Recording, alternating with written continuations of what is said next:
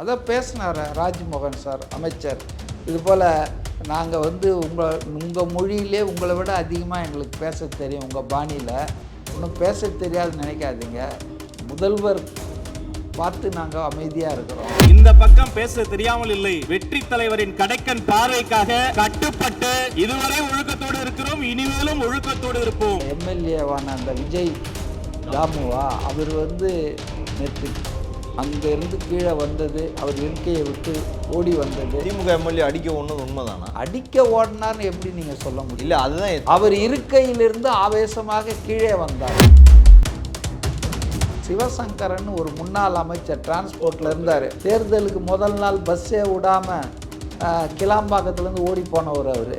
அந்த மேதை சொல்கிறாரு, ஆட்லி மாதிரி இவர் கட் அண்ட் பேஸ்ட் எடுத்து ஒட்டி வெட்டி பண்ணுறாரு. முதலமைச்சருக்கு மிக மனதுக்கு நெருக்கமான இயக்குனர் அட்லி. அவர் எடுக்கிற படம் பூரா பார்த்தீங்கன்னா பல சிறந்த திரைப்படங்களில் இருக்கிற காட்சிகளை எடுத்து போட்டு ஹிட் கொடுப்பார். திரும்ப திரும்ப இவங்க வாயத்தரங்க சிஎம் வாயத்தரங்க சிஎம்னா, சிஎம் இஸ் நாட் சீமான் இல்லையா?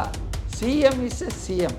அவருக்கு எப்போ பேசணும், எவ்வளோ பேசணும், எதுக்காக பேசணும் அப்படின்லாம் அவருக்கு தெரியும். தெரியாமல் அந்த சேரில் உட்காந்துருக்காரு. ஒரு கட்டத்தில் ஆதவ அர்ஜுனா ஒரு senior leader, general secretary of the பார்ட்டின்ற முறையில் எங்கள் முதல்வருக்கு எப்போ பேசணும், எப்படி பேசணும், எவ்வளோ நேரம் பேசணும், என்ன பேசணுன்றதான் எங்கள் முதல்வருக்கு தெரியும். அதனால தான் நீங்கள் எதிர்கட்சியில் இருக்கீங்க, நாங்கள் ஆளுங்கட்சியாக இருக்கிறோம். திரையில் ஹீரோ, தரையில் வில்லன்லாம் ஒரு பதாகையெல்லாம் பிடிச்சிட்டு வந்தாங்க. ஒரு தேர்தல் முடிஞ்சு படுதோல்வியை மக்கள் கொடுத்துருக்காங்க. மக்கள் நம்மை நிராகரித்திருக்கிறார்கள். அதுக்கு என்ன காரணம்னு ஆய்வு பண்ண வேண்டிய ஆட்கள் அதெல்லாம் விட்டுட்டு புதுசாக வந்திருக்கிற ஆட்சி முதல் நாள் முதல் சட்டமன்ற கூட்டம் அன்னைக்கு கருப்பு சின்னம் அணிஞ்சிட்டு வரதும், பதாகைகள் ஆர்ப்பாட்டம் பண்ணுறதும் எந்த வகையில் நியாயம்? மக்கள் இதை ஏற்றுக்கவே மாட்டாங்க. பிரைம் 9 தமிழ் நேயர்கள் அனைவருக்கும் வணக்கம். இன்றைய நமது நேர்காணலில் நம்முடன் இணைந்திருப்பவர் அரசியல் விமர்சகர் திரு மதிவாணன் அவர்கள். சார் வணக்கம். வணக்கம். சட்டமன்றம் இதுவரைக்கும் திமுக கண்ட்ரோலில் தான் இருந்துச்சு. திமுக எதிர்கட்சியாக இருந்து யாரும் பார்த்ததில்ல, அந்தளவுக்கு பில்டப் கொடுத்தாங்க. நேற்று ஒரே நாளில் தாவேக்காரங்க அதுக்கு மேலே நாங்கள் அப்படின்ற மாதிரி நிரூபிச்சிட்டாங்கன்ற மாதிரி ஒரு இது இருக்குது. திமுக தாவேக்கா மோதல் கேள்விப்பட்டீங்களா, பார்த்தீங்களா? இல்லை, முழுசாக பார்க்க முடியல. ஏன்னா நேரலை திடீர்னு தடைப்பட்டு விட்டது. நிறுத்தப்பட்டதுன்னு நான் சொல்ல மாட்டேன், தடைப்பட்டு விட்டது. தொழில்நுட்ப காரணங்களாக இருக்கலாம் அப்படின்னு நான் நினைக்கிறேன். ஒருவேளை சபாநாயகர் இந்த மாதிரியான அசிங்கமான இந்த தடித்த வார்த்தைகள், சத்தம் போட்டுக்கிறது, இதெல்லாம் மக்கள் பார்க்க வேண்டான்ற நல்ல எண்ணத்தில் கூட அதை நிறுத்தி இருக்கலாம். பட் இன்னும் எந்த விளக்கமும் யாரும் அதிகாரப்பூர்வமாக சொல்ல. அதனால் நான் அது தொழில்நுட்பம் தான் காரணமாக இருக்கும்னு நான் எடுத்துக்கிறேன். ரைட்டுங்களா? பட்டு நேற்று தொடங்கும்போது ரொம்ப நல்லா தாங்க இருந்தது. அதாவது எல்லா கட்சிகளும் தமிழ்நாட்டு நலன்களை பாதுகாப்பதில் நாங்கள் ஒன்று, 1000 கருத்து வேறுபாடுகள் இருந்தாலும் அந்நியர் புகழ் என்ன நீதின்ற மாதிரி வெளியேருந்து கர்நாடகா எங்களுடைய உரிமையை பறித்தா நாங்கள் விடமாட்டோம்னு சொல்லி எல்லாரும் ஒன்றா நின்னாங்க. அதில் ரொம்ப நல்ல விஷயம், முதல்வர் எதிர்கட்சி தலைவர் சொன்னதை கூட அகாமடேட் பண்ணிக்கலாம், சேர்த்துக்கலான்னு சொல்லி அந்த அளவுக்கு ஒரு பான் ஹோமி நிலவுச்சு எல்லா கட்சிகளிடையும். ஆனால் திருஷ்டி பட்ட மாதிரி அதுக்கப்புறம் அந்த ஆளுநர் உரைக்கு நன்றி தெரிவிக்கிற அந்த தீர்மானத்தின் மீது உரை நிகழ்த்தினாங்க இல்லையா? எல்லா கட்சி எம்எல்ஏக்களும் பேசுவாங்க. அதுக்கு பதில் உரை அநேகமாக செவ்வாய்க்கிழமை முதல்வர் தருவார்னு நினைக்கிறேன். அவருக்கு முதலாக இவர் பேசுவார், எதிர்கட்சி தலைவர் உதயநிதி பேசுவார். இதான் அங்கே பிஸ்னஸ் அந்த அலுவல் குழுவில் முடிவு பண்ணியிருக்காங்கன்னு நினைக்கிறேன். பட் தேவையில்லாமல் சட்டமன்றம் என்பது மக்கள் மன்றம் தான். அது மக்களுக்கான பிரச்சனைகளை முன்வைக்கணும், அதுக்கு அரசிடம் இருந்து விளக்கம் கோரணும், அரசு மீது ஏதாவது குற்றம் குறை இருந்தால் அதை விமர்சனம் பண்ணணும். இதுதான் அசம்பிளி, பார்லிமெண்ட்டுக்கும் அதுதான் பொருந்தும். ஆனால் துவக்கத்திலேருந்து திமுக உறுப்பினர்கள் அது என்னவோ ப்ரோவோக் பண்ணுற மாதிரியே பேசிகிட்டு இருந்தாங்க. அதாவது கார்னர் பண்ணி விஜயை பர்சனலாக வாயத்தரங்க சிஎம்ன்றது. அப்புறம் முதல் நாளே பார்த்திங்கன்னா அபசகுனமாக ஒரு கருப்பு சின்னத்தை பேட்ஜி குத்திட்டு வாயத்திறங்க சிஎம்னுட்டு வந்து வாய் திறக்காமல் புரட்சி செய்கிறார் உங்கள் சிஎம் அப்படின்னு பேசுகிறாங்க. அப்புறம் பார்த்தீங்கன்னு சொன்னால் திரையில் ஹீரோ தரையில் வில்லன்லாம் ஒரு பதாகையெல்லாம் பிடிச்சிட்டு வந்தாங்க. ஒரு தேர்தல் முடிஞ்சு படுதோல்வியை மக்கள் கொடுத்துருக்காங்க. மக்கள் நம்மை நிராகரித்திருக்கிறார்கள். அதுக்கு என்ன காரணம்னு ஆய்வு பண்ண வேண்டிய ஆட்கள் அதெல்லாம் விட்டுட்டு புதுசாக வந்திருக்கிற ஆட்சி முதல் நாள் முதல் சட்டமன்ற கூட்டம் அன்னைக்கு வந்து கருப்பு சின்னம் அணிஞ்சிட்டு வர்றதும் பதாகைகள் ஆர்ப்பாட்டம் பண்ணுறதும் எந்த வகையில் நியாயம்? மக்கள் இதை ஏற்றுக்கவே மாட்டாங்க. இதுக்கு அர்த்தம் ஆட்சியாளர்கள் விமர்சனத்துக்கு அப்பாற்பட்டவர்கள் என்பதல்ல. கேள்வி கேட்கணும். எதிர்கட்சின்னு சொன்னால் அவியலாக பண்ணோம், அரசியல் தான் பண்ணோன்னு சொன்ன ஸ்டாலின் கட்சி அரசியல் பண்ண வேணான்னு நான் சொல்ல. ஆனால் அதை முதல் நாள் முதல் மணித்துளியிலே ஆரம்பிக்கிறீங்களே, மனசாட்சி வேணாமா? இப்போ அரசாங்கம் ஏதாவது சீரியஸ் தப்பு பண்ணிடுச்சு அப்படின்னா நீங்கள் அதை எழுப்பலாம். ஆனால் உங்களுக்கு என்ன, ஆளுநர் உரை மீது நன்றி தெரிவிக்கும் தீர்மானம். அப்போ அதில் சொல்லப்பட்டிருக்கிற விஷயங்களை பற்றி பேசலாம். அவர் வந்து அமைதியாக இருந்து புரட்சி பண்ணுறாரு, இடியே இடித்தாலும் நவர மாட்டார். அப்புறம் அதை விட கொடுமை என்னென்னா, சிவசங்கரன் ஒரு முன்னாள் அமைச்சர் டிரான்ஸ்போர்ட்டில் இருந்தார், போக்குவரத்துறை. தேர்தலுக்கு முதல் நாள் பஸ்ஸே விடாமல் கிளாம்பாக்கத்துலேருந்து ஓடி போனவர் அவர். அந்த மேதை சொல்கிறாரு, ஆட்லி மாதிரி இவர் வந்து கட் அண்ட் பேஸ்ட் எடுத்து ஒட்டி வெட்டி பண்ணுறாரு அப்படி இப்படின்னு. அதாவது தராதரம் இல்லாமல் பேசுகிறாங்க. அவரே சினிமா ஃபீல்டு வேண்டான்ட்டு விட்டுட்டு வந்துட்டார். இவங்க விட மாட்டாங்க போல இருக்கு. அது சொல்கிறார் சார். எதை சொன்னால் உங்களுக்கு புரியுமோ, எது மூலமாக நீங்கள் வந்தீங்களோ அதை உதாரணம் சொன்னால் தான் உங்களுக்கு வலிக்கும் அப்படின்னு சொல்கிறாரு சார் ப்ரெஸ்ஸில். அப்போ ஒரு ஆட்டோ டிரைவருக்கு வந்துட்டாருன்னா அவர் ஆட்டோ விஷயத்தை சொல்லுவாரா? இல்லை, நான் கேட்குறேன். இதுவாங்க சட்டமன்றத்தில் நீங்கள் அமைச்சராக திமுக ஆட்கள் வந்து கடந்த காலங்களில் என்னெல்லாம் பண்ணியிருக்காங்கன்னு நமக்கு தெரியுங்க. சட்டமன்றத்தை வந்து அவங்க வந்து ஒரு விவாத கூடமாக மாற்றாமல் எரிஞ்ச கட்சி எரியாத கட்சின்னு ஒரு அரசியல் மேடையாகத்தான் பயன்படுத்தியிருக்கார்கள். அதிமுகவும் அதை தான் பண்ணியிருக்கு, திமுகவும் அதை தான் பண்ணியிருக்கு. செல்வி ஜெயலலிதா அவர்களுக்கு சட்டமன்றத்தில் என்னெல்லாம் நடந்தது, எதிர்க்கட்சி தலைவியாக இருக்கும்போது எல்லாம் நமக்கு தெரியும். ஆனாலும் நம்ம என்ன நினச்சோன்னா, இன்றைக்கி ஒரு புதிய ஆட்சி, இளைஞர்கள் வந்திருக்காங்க, படித்தவன், பேண்ட்டு போட்டவனாக தான் இருக்கிறான் எவனை பார்த்தாலும், இல்லையா? இந்த தழைய வேஷ்டி கட்டிக்கிட்டு துண்டு போட்ட ஆட்கள் கம்மியாகிட்டே இருக்காங்க. ஸோ ஒரு மாடர்ன் பீப்புள், மாடர்ன் யூத் வந்திருக்காங்க. சட்டசபை ஒரு டிப்ளமேட்டிக்காக நல்ல ஒரு பொருள் போதும் இருக்குன்னு ஆரம்பிச்சிட்டாங்க. இந்த வடிவேலு சொல்லுவார், ஆரம்பிச்சிட்டாங்க ஐயா ஆரம்பிச்சிட்டாங்கன்னு. திமுக ஆட்கள் எடுத்த எடுப்பிலேயே தப்பு தப்பாக பேச ஆரம்பிச்சு. சின்ன பசங்க ஈஸியாக ப்ரோவோக் பண்ணி அதை கண்டென்ட் ஆக்கிடலாம்னு நினைக்கிறாங்க அப்படின்னு நினைக்கிறாங்க. பட்டு சின்ன பசங்க வந்து உங்களை விட நல்ல தேர்ந்தவங்க இல்லையா? தேர்ந்த ஆளுங்க தானே. இப்போ ஸ்டாலின் கிட்ட இல்லாத நிதானம், பக்குவம் 51 வயசான ஸ்டாலின் இது விஜய்கிட்ட இருக்குதா இல்லையா? அதனால் வயசல்ல முக்கியம், அவங்க எப்படி வளர்க்கப்பட்டார்கள், எப்படி வாழ்ந்து வந்திருக்கிறார்கள் பொறுத்து தான் உங்களுக்கு இந்த நிதானம் பக்குவம்லாம் வரும். அதான் பேசினார் ராஜ்மோகன் சார் அமைச்சர். இது போல் நாங்கள் வந்து உங்கள் மொழியிலே உங்களை விட அதிகமாக எங்களுக்கு பேச தெரியும், உங்கள் பாணியில் ஒன்றும் பேச தெரியாதுன்னு நினைக்காதீங்க, முதல்வர் பார்த்து நாங்கள் அமைதியாக இருக்கிறோம், கண்ணசைவிற்காக நம்ம காத்திருக்கிறோம் அப்படி. அவர் கண்ணை அசைக்கவே மாட்டார், கவலையப்படாதீங்க.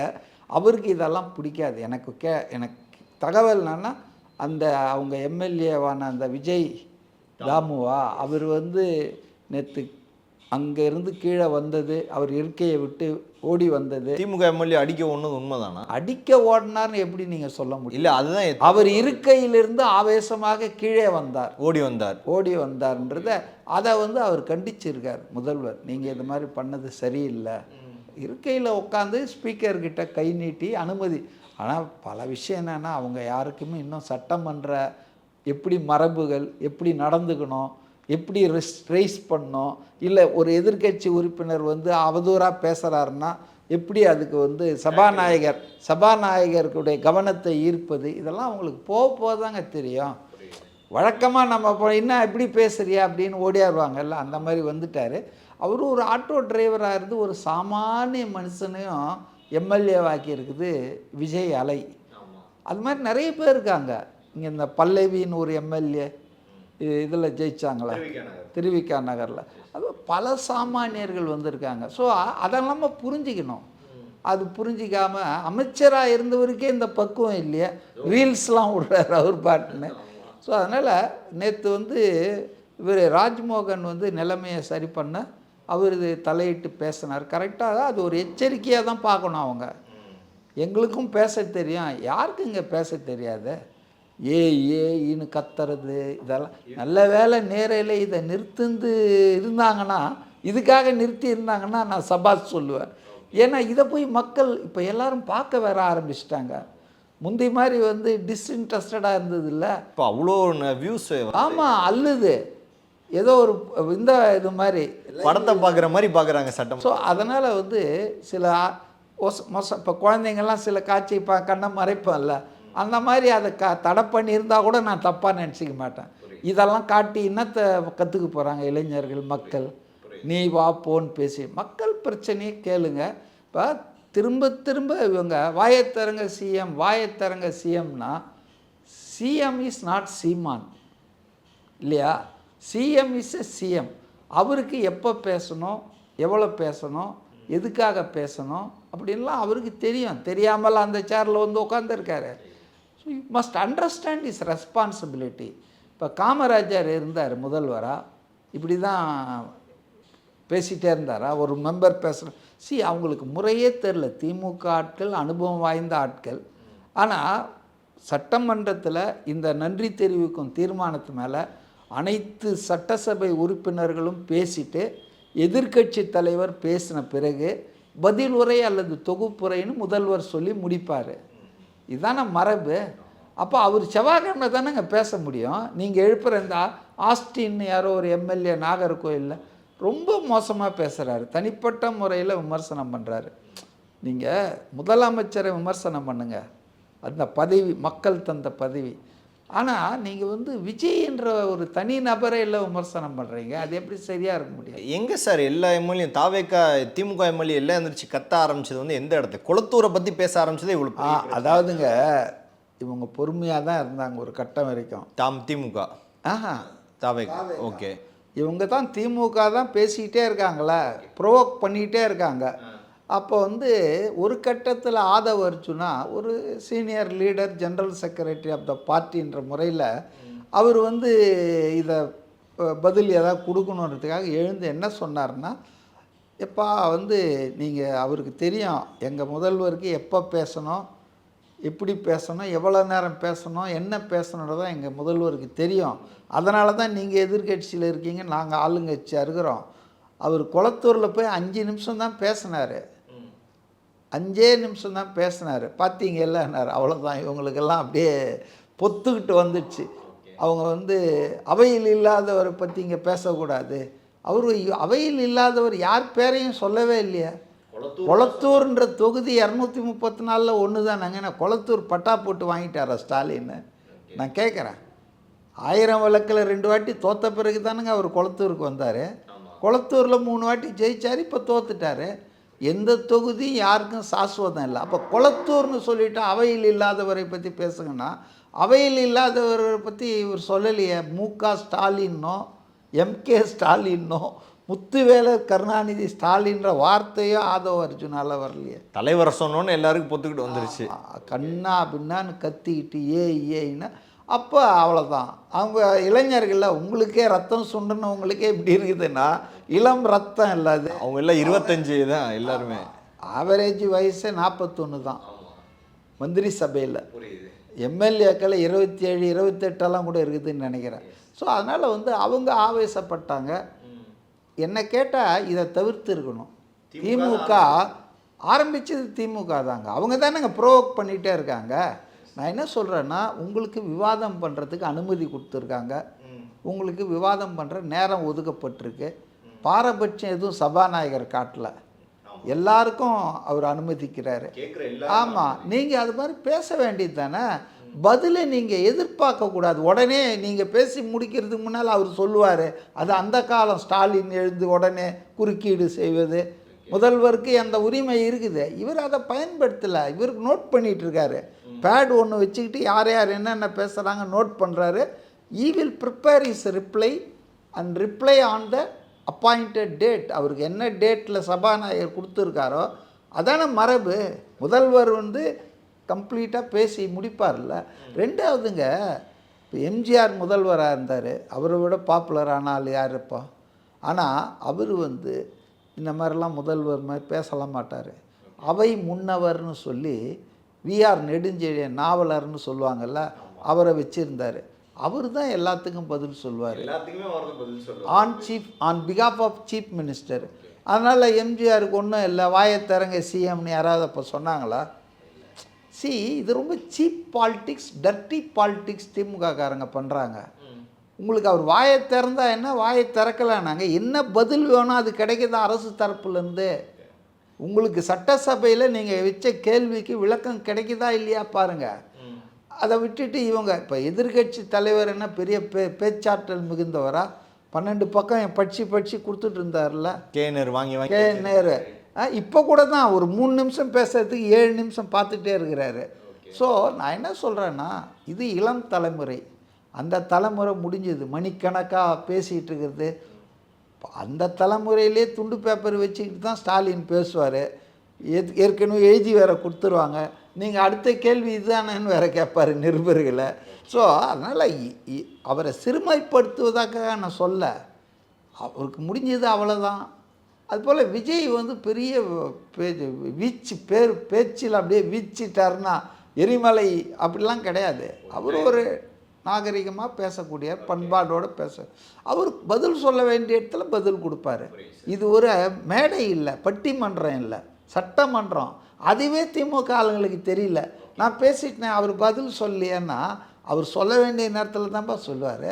பல்வேறு அரசியல் கேள்விக்கு பதில் தமைக்காக மிக்க நன்றி சார். நன்றி, வணக்கம்.